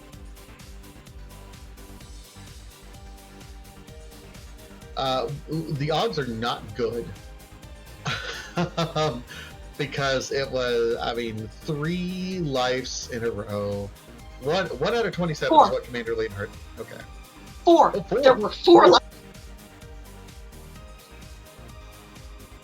Yeah, so you entered on Restream, you entered Z first, and we thought it was clear, and 4 in a row. Oh, yeah, had any one of those faces been a different color, I probably would have pulled that out on the first try. But that's what happens when you do quad circuit. It is the golden rule. Whenever you take Rydia as your lone healer and you risk the Asura run, you're either going to get everything you want or absolutely none of it. And it looks like the Seed chose violence for that fight. Well, to be fair, I chose violence with a lot of things too. I mean, let Rydia hit things was a recurring. I was going to say, that was probably the most impressive part of the run. There was a lot of divergence between you and Ground early on, and most of that divergence revolved around you just rolling with Rydia and Edward, letting Rydia hit everything, and then you got Spoonward, and those two hit everything, and you just kind of rolled with it. And Groundflyer, you know, picked up the Sid, picked up the Cecil early, and kind of rolled with the party members and prioritized them. You didn't pick up any party members until you got to Zot, and Rydia was carrying the party up until that point in time, and it was really, really impressive. I cannot reiterate that enough. You put on a clinic. Well, thank you. I know how to do some pretty good things with Rydia with a decent weapon and a heroine robe. And then Cecil was like the only one for a while there not drinking a Bacchus. Also, I love having free Bacchus wines because you just buy 99 and you do it for every. Yeah, it is kind of one of those interesting seeds where you get to walk around and go, I could open all of these chests, but I also could just buy out everybody's stock and run around with everything. And seeing things like Bacchus wines at a decent spot, it at least gives you the odds to go, okay, it doesn't matter really who's in my party as long as I can find something good for them. And obviously you found just that for Rydia. We did see, though, for Cecil and maybe a Kane or anybody else, that like a lot of good weaponry wasn't really coming up for that. So how are you feeling going in after starting to find some party members and with the relatively limited weaponry that you were coming across? I really wanted to find a better bow than a great bow. I think I checked every weapon shop, and I finally found the samurai bows and then the Artemis bows because I forged. And of course I got an Abel's lance after I threw the cane off the tower. I wasn't going to go get Kane back. I didn't even know if that option was on. I wasn't going to find out because he's.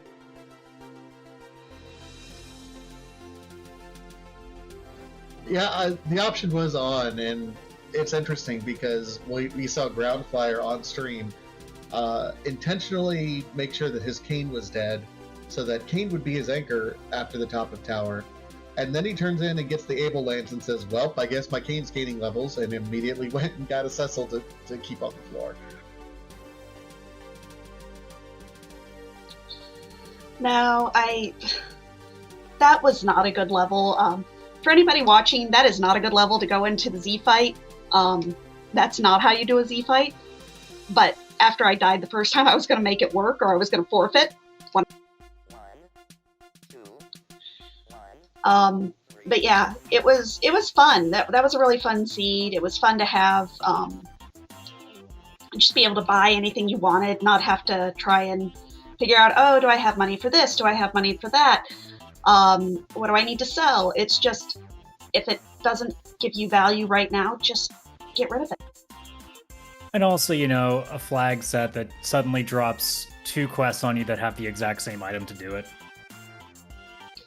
Well, I mean, we had to have double harp on a Harumps.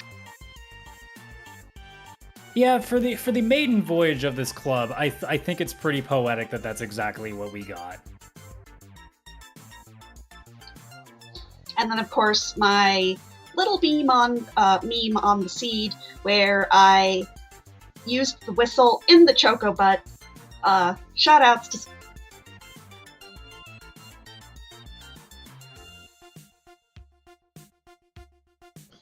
Well, there were certainly a lot of memes in this particular seed, and lots of song references. Some of them more forced than others, I would say.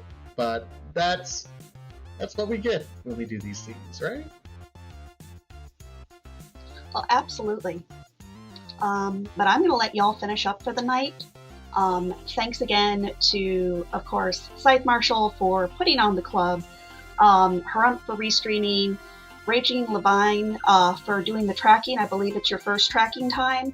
And of course, CS Radical and Vatasia. It's always a pleasure. And I hope everybody has a wonderful.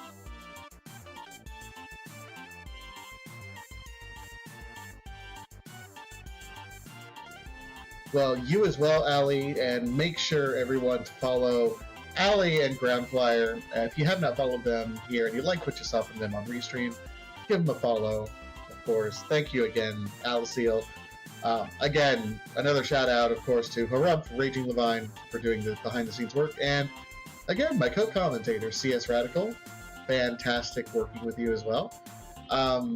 We will be sending everyone over here to the Speed Gaming Network. We're going to Speed Gaming Prime. Dr. Cossack is doing a variation of the Adamant Cup group flags where Martin Broadcloak and Possum Morpheus are on commentaries. Remember, do not spoil this seed, but let's support the community over on one of those other channels and tell them all we said hi and really represent our community well, folks. Anything else, Radical, before we take off? No, I am all pun and songed out. I need a break. I need to recharge my amazingly bad dad joke batteries. So that was a great seed. I had a blast. Thanks again to everybody else in the Restream team. This is a fantastic night. And thanks everybody in the chat for checking out the stream, and we'll see you on the next one we run. But for now, we'll go check out Speed Gaming and enjoy what Dr. Cossack's doing over there.